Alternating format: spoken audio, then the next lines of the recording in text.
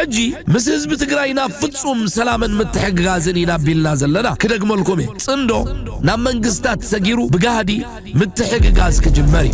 ኤርትራው ፕሬዝዳንት ኢሳያስ አፈወርቂ ወደ አዲስ አበባ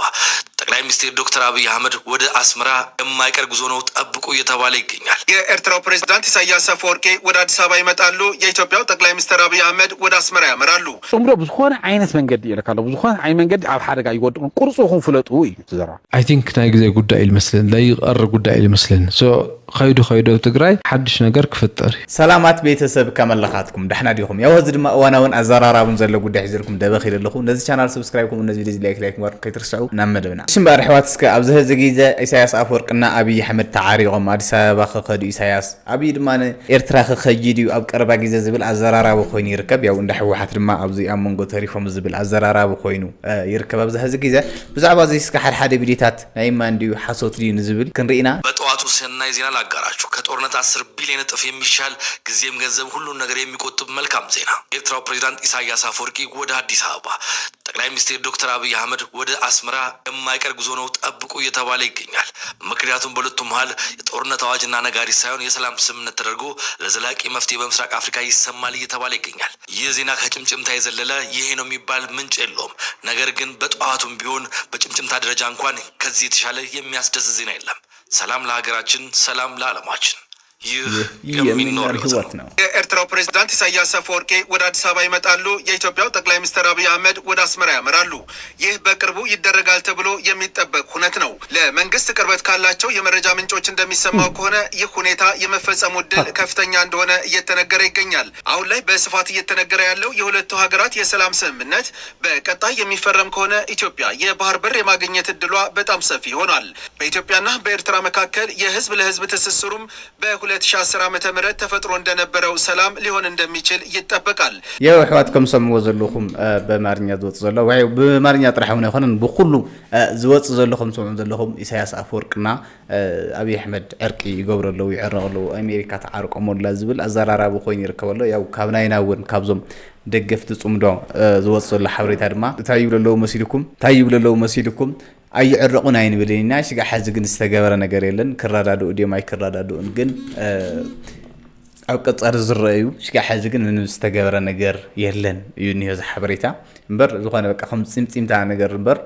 ዝተረጋገጸ ነገር የለን ዝተሰምዐ ነገር እውን የለን ከም ዝተረኸበ ወይ ዕርቅ ከም ዝተገበሩ ሽጋ ሐዝ ወጽ ሓበሬታ የለን ግን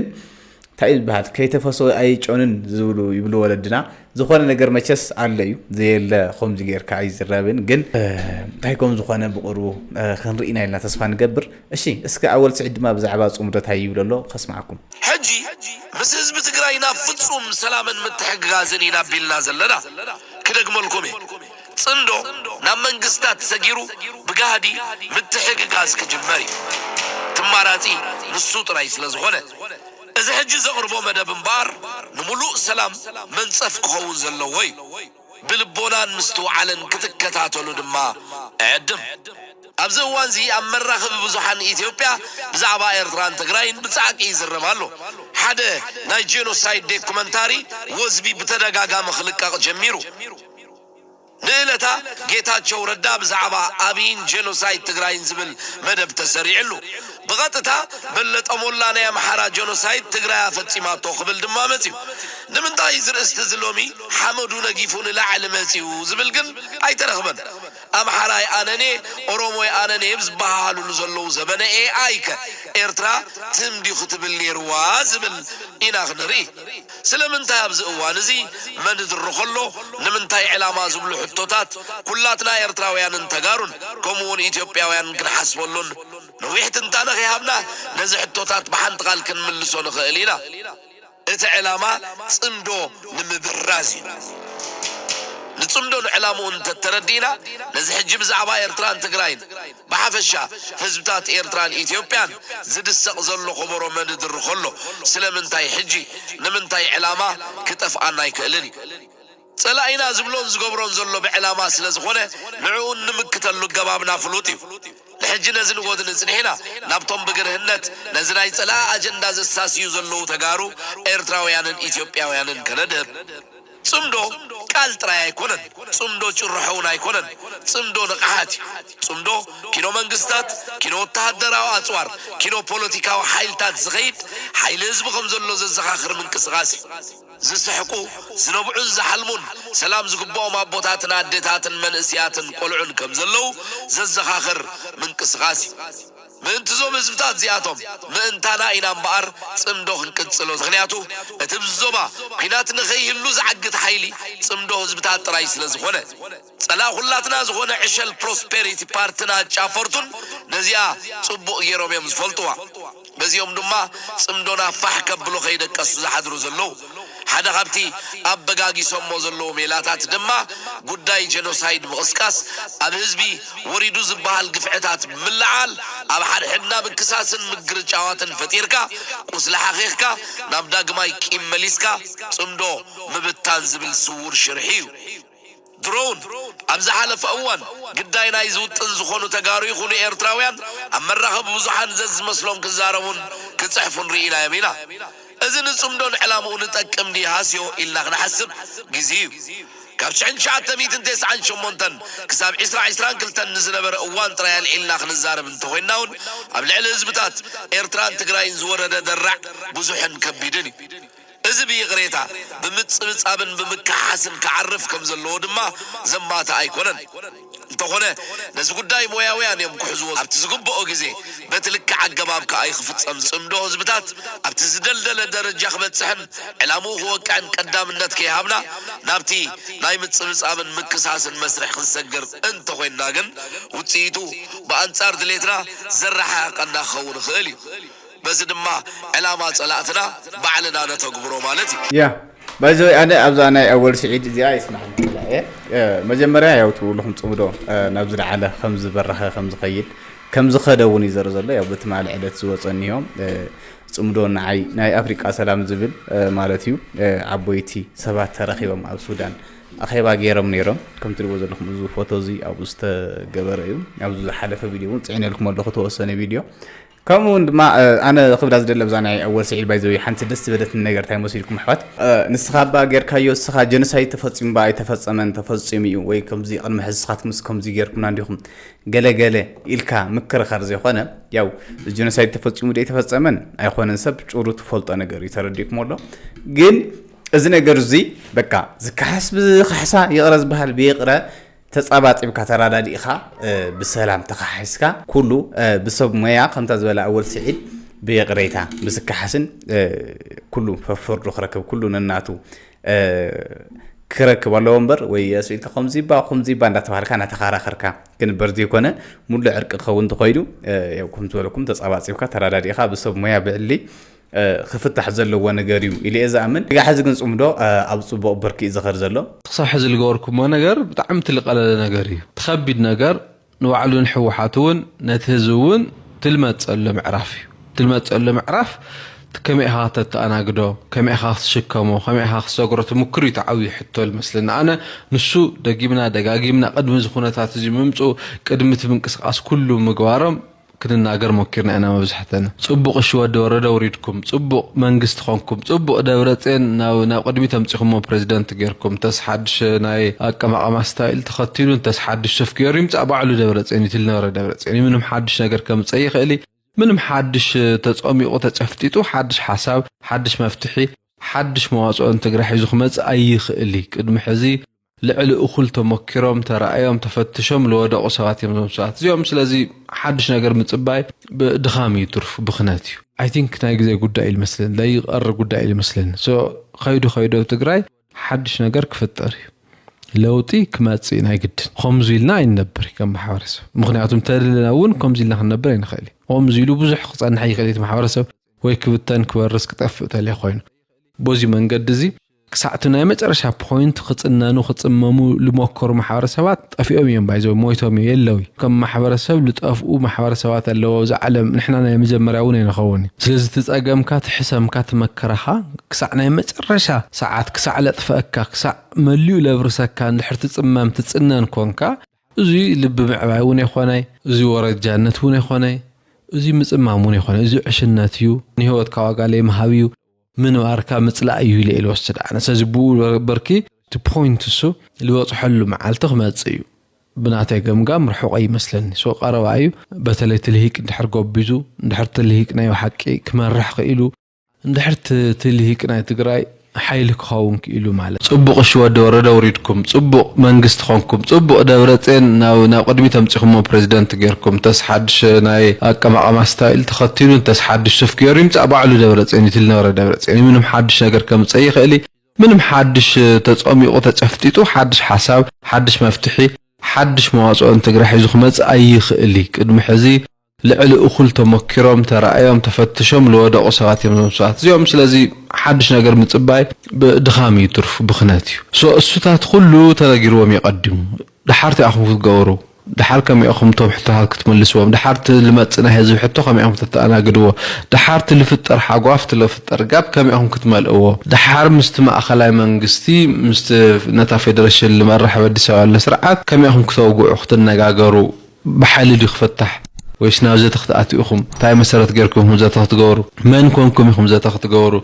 انا ماني اخذتل دحر حوحات يخيتل حوحات لبالو دبي اللي صار زي الكايو منغستي اخيتل بسمعنت الماط منغست وردو دي كاي خاصلازي تايسو حيزخ مص اقدمو يحسو للغبان هيرو سوهم تلش على غورو صرحه فخرا نديت خرام باي بلانت المحيزو ما يمصي بقى تግራይ ልድል حزي صيلك خطرح طرحي سيلك بقى هو ندحر دورت ندحر خصو እንዳخدكاس بقى يوخاناينا غزع بلو جوخا هو حقا زوم هم زيلولو زوم كحرت زوم صلات زوم قال انت الكاسيلكا اندا ندر كان قدمت كتكديل دله قليل كو يخبو غارغن تمنقد السحل سبب صحينا اي تاحيزلنا مص بقى موكرنا 50 عام مولى تمنقد كوسو ينير قدما حزكو صلاي بقدمينا دحرينا نيرو كم زوا مورا قدميناون بلصقنا ني بدحريناون شعويا نيرو حز التناسه بقدمينا طرح انبار بدحرينا صلاي قبلنا نحج بتي هزو بستجاور ركب مالت هزو نهرزي عم تعندو زلقا ناو بوليتيكاوي نا منغستاوي ناو خالي قدات بغصالخ عبق الله بغصالخ عب الله بتحززني خنتات كنت هزو يزركب ياو تناسس دحرينا سقات يبلنا سقازنينا قدمينا طرحيو ياو قدمي خاطر صلاقه نسكالخا مالت حدا ربح ايز كالاي كم تعندو زلقو حرستا ايو سلامو منقصاص انت حلفتي خلطي هزوتات نصا خوينو خحرس نصا خوينو نقداو منقصاص كغبر زخلو خنتاتون فطيري زعد زي اكو يتركب نيرا مالت ناي تግራይ مريت شعويه حيزو كم دليتك حدسكا زو زالان بساكو عدغرات يتفناقل نيرو هزو قلم خداكو عدغرات يتفناقل نيرو هزو يراكو عدغرات يتفناقل نيرو سلازو زي نمبرمبوت مملاسو بت هزو ركب زي اكو معراب ايترخبت زي اكو صلمت يترخبت سلازي هزو ركب بستغور اسكا حز زلو وصيت ياو تنعسه نا مربط تمليسك حرس كلمه ياو تا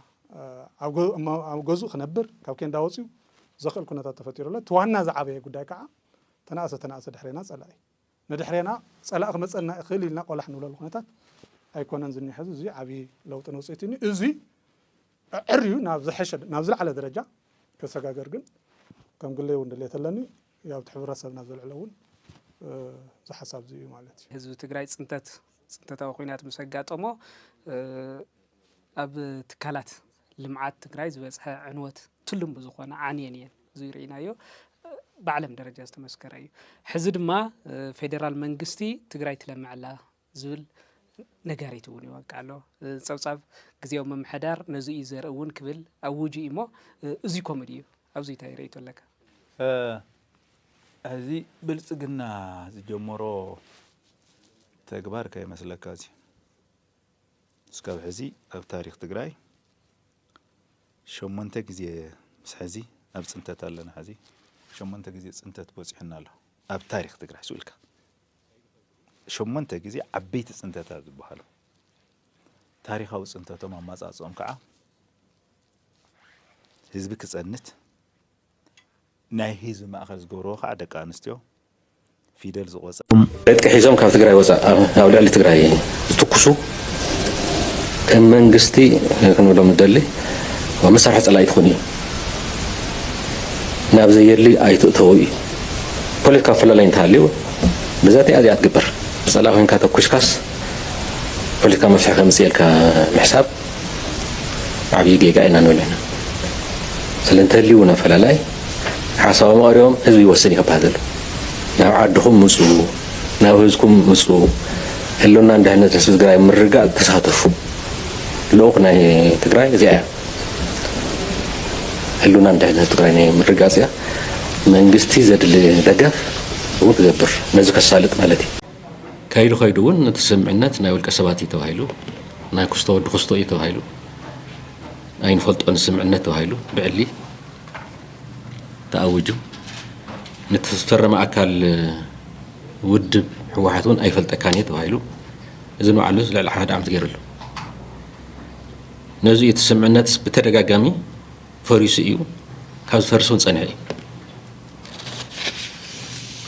እዩ ካልኣይ ወገን ስምዕነት ፈፀመ እንድሕር ዘይትፈልጦ ኮይንካ ስምዕነት ዝበሃል የለን ግን ከምቲ ዝበልክዎ ድሓን ይዕረ ይኾን እዩ ፈሪሱ እናሃለወ ማለት እዩ ይዕረ ይኾን እዩ ትዕግስቲ የድሊ ምፅማም የድሊ እዩ ዋላ መስዋዕት እውን ንኽፈል እናተባሃለ ይኸይዱ ግን ከም ዝበሉ እናገደደ ኣይፈልጠኩም ጥራሕ እንተይኮነስ በይንኻ ምውሳን እውን መጨረሻ በይንኻ እውን ድላይኻ ምውሳን ዝበልኩም ገበሩ ተኣዘዙ ኮይኑ ካብ ቀረባ ዝተገብረ የሓደ መግለፂ ተዋና ንሱ ኣይኮነን ሓቢርና ነጣይሻ ዝነበረት ግዜ ምሕዳር እውን በይነ እያ ምድላይ ዝገብራ ኮይና መጨረሻ ሳዕ ቀረባስ ከመይ እያ መፅያ ነይራ ድሕሪ ኢኻ በዓልኩም ትፈልጡ ካብዚ ሰጊሩ ግን ክባን ዕፅዋን እዩ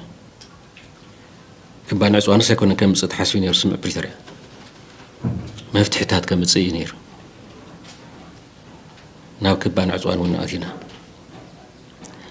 ስለቲ ስምዕነት ዘይምፍፃም እንተይኮነስ ሓደሽቲ ነገራት ሓደሽቲ ምዕባለታት ንህዝቢ ትግራይ ናብ ፀገም ዘእቱ ናብ ዝገደደ ክፋእ ዘእቱ ከምታ እትሪእዋ ማለት እዩ ኮይና ስለዚ ስምዕነት ፈሪሱ እዩ ፀኒሑ እዩ ብትዕግስቲ ትግራይ ጥራሕ ይፀኒሑ ኣብ ዝፍጠሩ መድረኻት እውን ህዝቢ እውን ይልዕሉ ነይሩ እንታይ ከም ትገብሩ ዘለዎም ዝብል ንዘየለ ስምዕነትስ ስምዕነት ኣሎ ትብሉና የለን በኣ ክንፅንቅቕ ኢና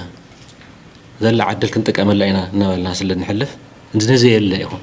ብህዝቢ ዝገልፆ ነበርስ እዩ ንዘየለ ምንም ተስፋ ንዘይብሉ መዋፅኦና ነግዳ ዘይንገብር መፍትሕታት እንደገዳ ዘይተምፁ ኣብኡ ዘይንማየጥ ዝብል ዝፀንሐ ናይ ህዝቢ ሕቶ እዩ ስለዚ እናገደደ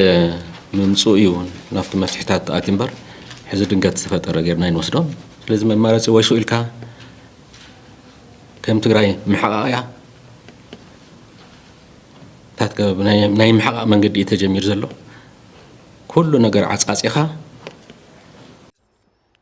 ፅምዶ ብዝኾነ ዓይነት መንገዲ ይልካ ኣሎ ብዝኾነ ዓይነት መንገዲ ኣብ ሓደጋ ይወድቁን ቁርፁ ይኹን ፍለጡ እዩ ትዘርባ መንግስቲ ኢትዮጵያ መንግስቲ ኤርትራ ናብ ሓንቲ ጠረጴዛ ከፍ ኢሎም ተስማዕሚዖም ብሓደ ክሰርሑ እዮም ኢልካ ዘይሕሰብ እዩ ኣብ ቦቦቶኦም ኣብ ዓዶም ኮይኖም ግን ተኸባቢሮም ክነብሩ ይኽእሉ እዮም እሱ ከንስኻትኩም ትደልይዎ ዶ ወንደልዮም ግድም ኮ ኤርትራውያን ምስ ኢትዮጵያን ክዋግኡ እኮ ንሕና ኣይንደልን